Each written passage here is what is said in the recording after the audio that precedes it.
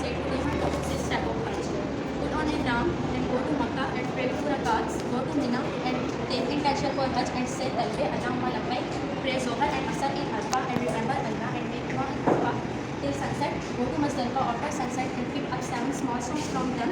Go to Jamratul Aqaba and throw 7 stones on it. Sacrifice animals, cut and shave hair, remove around and dress normal. Go in Makkah for Tawaful Ifadah 7 rounds. During next 2 to 3 days, throw 21 pebbles on each day 7 on each of the 3 Jamrats. Leave Mina for Makkah to perform last Tawaf Tawaful Wida. May Allah accept your Hajj. Amin. Thank you.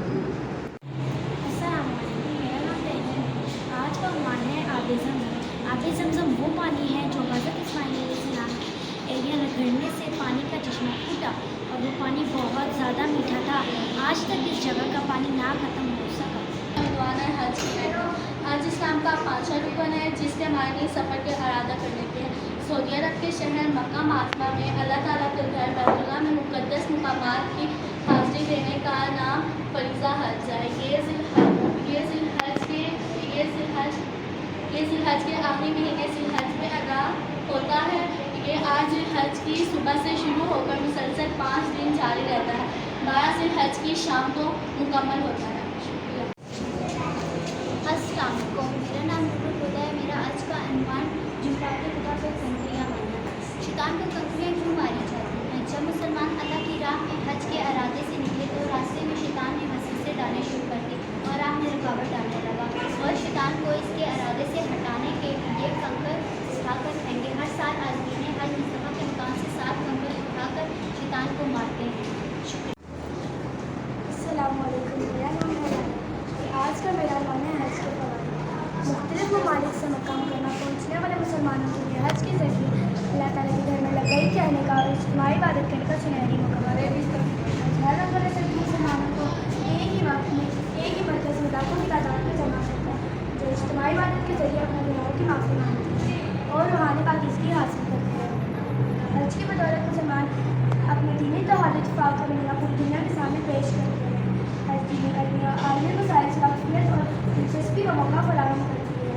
दुनिया भर के आज़मीन हज जब एक जैसे लिबास में एक जैसी सलाएँ बुलंद करते हैं और एक जैसे मनासिक अदा करते हैं तो हज इनकी बराबरी और मसवात को एक ख़ास एहसास पैदा करती है।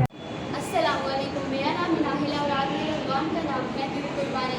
कुर्बानी करना क्यों ज़रूरी है? कुर्बानी करना हज़रत इब्राहीम अलैहिस्सलाम और हज़रत इस्माइल अलैहिस्सलाम की सुन्नत को ताज़ा करने के लिए हम हर साल कुर्बानी करते हैं। कुर्बानी ज़िलहज की 10 तारीख को की जाती है। कुर्बानी करने के बाद हज करने के बाद कुर्बानी की जाती है। हज़रत इब्राहीम अलैहिस्सलाम ने अल्लाह के हुक्म पर अपनी सबसे कीमती चीज़ की कुर्बानी की।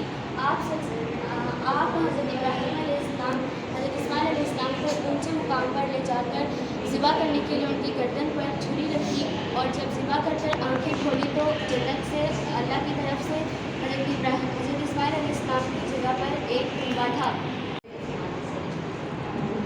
अस्सलाम वालेकुम, मेरा नाम है हलीमा।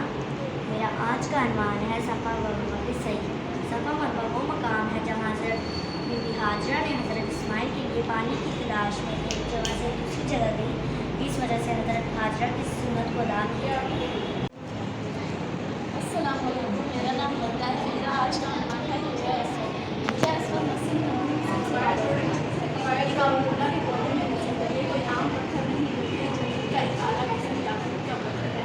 हज़रत अब्दुल्ला बिन उमर से रवायत है कि नबी पाक सल्लल्लाहु अलैहि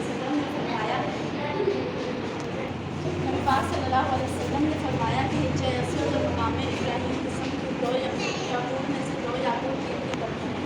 हिज्जा असवद को नस्ब करते हुए कबीला कुरैश के सरदारों ने यह फैसला किया कि जो सुबह सबसे पहले हरम में दाखिल होगा वही ये फैसला करेगा कि कौन इस फैसले काम को सरअंजाम देगा।